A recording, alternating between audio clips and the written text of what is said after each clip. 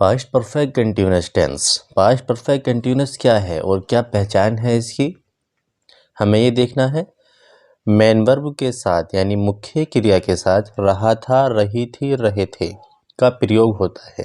जो इसकी मुख्य क्रिया है रहा, उसके साथ में रहा था, रही थी, रहे थे का प्रयोग होता है और इसमें समय भी दिया होता है और समय के साथ से का प्रयोग होता है। जो इसमें समय दिया होता है उसके साथ में से का प्रयोग होता है और से के लिए सिंस या फॉर का प्रयोग होता है।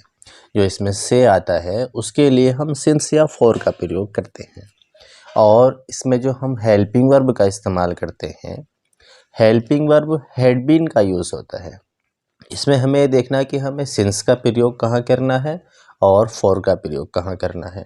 सिंस का प्रयोग पॉइंट ऑफ टाइम यानी कि जो हमारा निश्चित समय है उसके लिए किया जाता है और फॉर का यूज़ पीरियड ऑफ टाइम जो अनिश्चित समय है उसके लिए किया जाता है।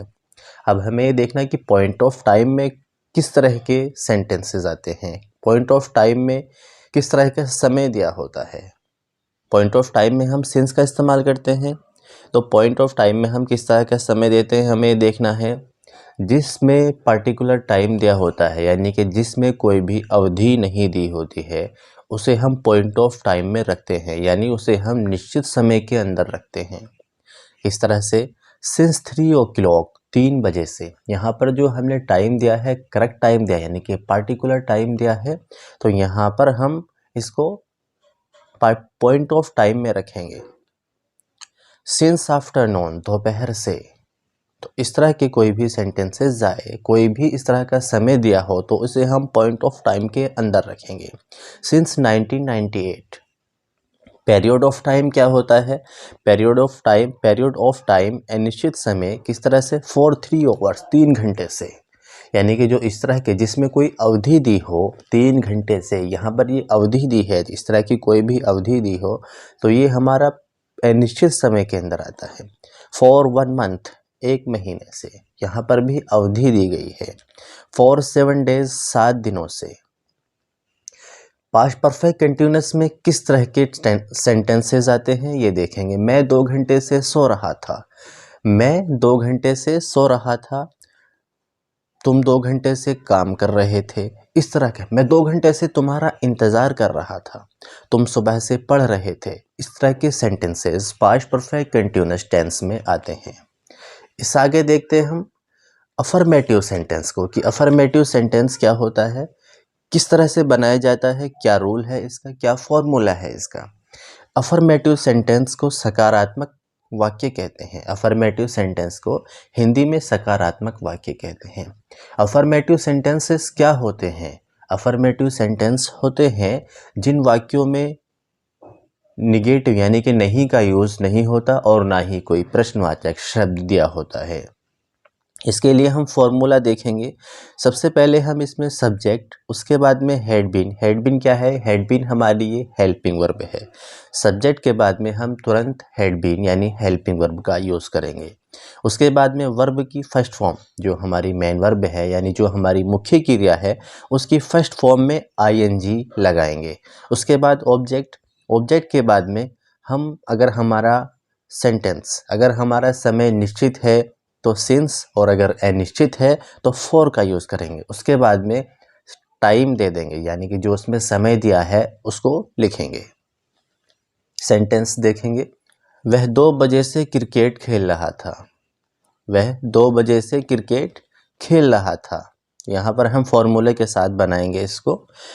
वह, ही हैड बीन, क्योंकि हमने लिखा कि वह, तो ही हमारा सब्जेक्ट है, उसके बाद में हैड बीन हेल्पिंग वर्ब यानी सहायक क्रिया, उसके बाद में प्ले क्या है, वर्ब की फर्स्ट फॉर्म है, उसमें हमने आईएनजी लगाया, playing cricket.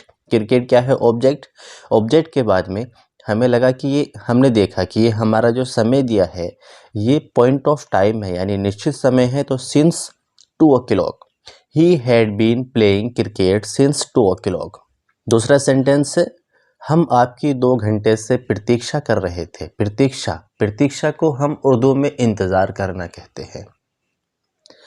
We had been waiting for you we had been waiting for you, यानी कि तुम्हारा इंतज़ार कर रहे थे, कब से, for 2 hours. We had been waiting for you for 2 hours, हम आपका 2 घंटे से इंतज़ार कर रहे थे।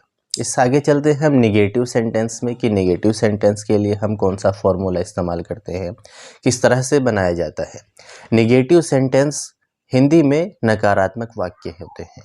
हिंदी में निगेटिव सेंटेंस को नकारात्मक वाक्य कहते हैं, और नकारात्मक वाक्य होते हैं जिन सेंटेंस में नहीं दिया होता है उसे हम नकारात्मक कहते हैं।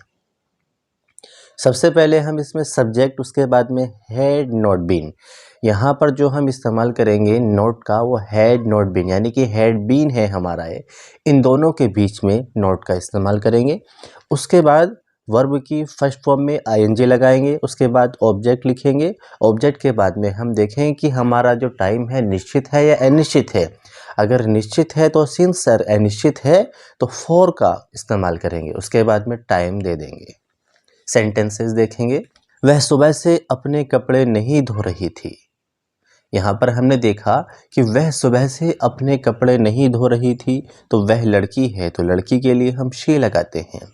शी हैड नॉट बीन, मैंने बताया था फॉर्मूले में कि हम हैड बीन के बीच में नॉट का इस्तेमाल करेंगे। तो हैड नॉट बीन वॉशिंग, धो रही थी, हर क्लॉथ्स सिंस मॉर्निंग, यानी कि हमारा सेंटेंस वॉशिंग वर्ब की फर्स्ट फॉर्म में आईएनजी लगाया, उसके बाद में हर क्लॉथ्स, अपने कपड़े, सिंस मॉर्निंग, सुबह से।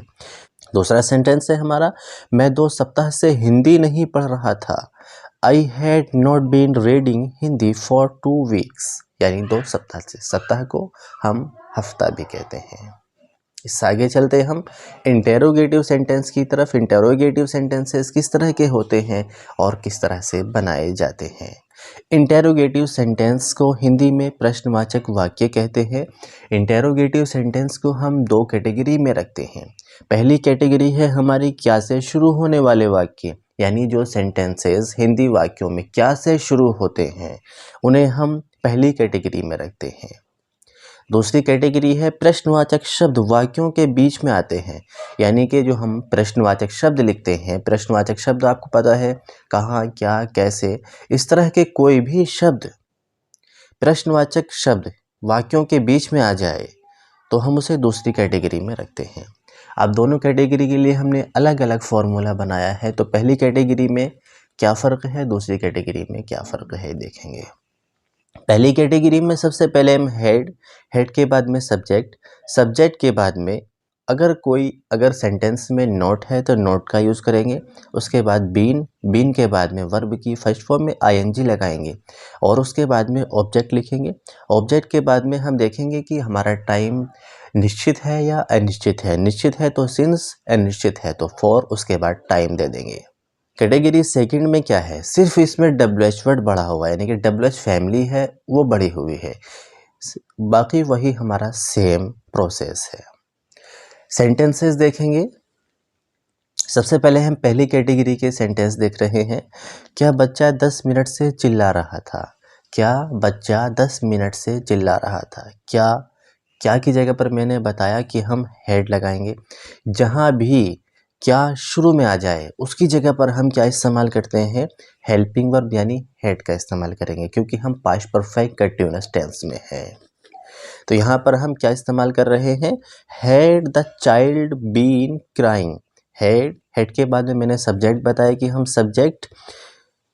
सब्जेक्ट हैड बीन के बीच में रखेंगे, और अगर सेंटेंस में निगेटिव है तो निगेटिव भी दोनों के बीच में लगाएंगे। सेंटेंस देखते हैं। क्या बच्चा 10 मिनट से चिल्ला रहा था। Had the child been crying for 10 minutes. यहाँ पर हमारा सेंटेंस कंप्लीट हुआ। आगे चलते हैं, दूसरा सेंटेंस देखते हैं। क्या वे दिल्ली में 1989 से नहीं रह रहे थे। क्या वे, हैड दे नॉट बीन, यहाँ पर नोट का इस्तेमाल भी किया, क्योंकि मैंने फॉर्मूले में बताया था कि नोट का इस्तेमाल सब्जेक्ट के जस्ट बाद लगाते हैं। तो had they not been living in Delhi since 1989। Had they not been living in Delhi since 1989। इस आगे देखते हैं हम सेंटेंस से, दूसरी कैटेगरी के सेंटेंस से किस तरह से बनाए जाते हैं। वह 2 घंटे से क्या पढ़ रहा था। व्हाट शुरू में इस्तेमाल किया। क्यों? कोई भी प्रश्नवाचक शब्द हिंदी वाक्यों के बीच में आ जाए तो उसको हम शुरू में लिखेंगे। यही हमने फॉर्मूले में बताया है। What had he been reading for 2 hours। उसके बाद दूसरा सेंटेंस है, आप कल से फुटबॉल क्यों नहीं खेल रहे थे। आप कल से फुटबॉल क्यों नहीं खेल रहे थे। Why had you not been, यहाँ पर नॉट भी है तो नॉट भी लगाएंगे, playing football since yesterday. Why had you not been playing football since yesterday. Since क्यों लगाया? क्योंकि ये हमारा पॉइंट ऑफ टाइम है। ये हमारा सेंटेंस कंप्लीट हुआ। इससे आगे आप बहुत सारे सेंटेंसेस बना सकते हो। तुम 3 घंटे से क्यों नहीं पढ़ रहे थे। तुम 3 घंटे से क्या कर रहे थे।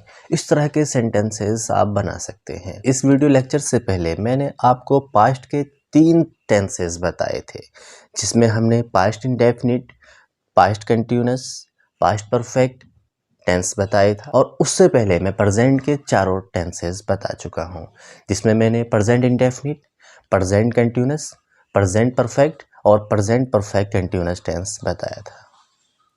आज तक के लिए इतना ही। आशा करता हूँ कि आपको ये वीडियो पसंद आई होगी, आपको इससे काफ़ी हेल्प मिलेगी। वीडियो अच्छी लगी तो लाइक करें, शेयर करें और चैनल को सब्सक्राइब करें।